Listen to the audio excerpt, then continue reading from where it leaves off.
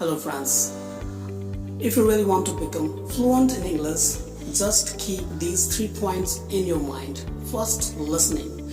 Listening is very important because it gives you a virtual English speaking environment, which is very important for everyone to have an idea how to speak in English.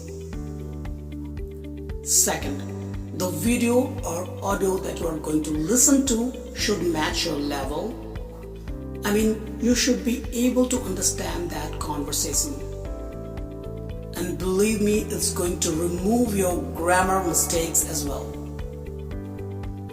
And third, when you have heard this audio or video clip multiple times, now try to speak it.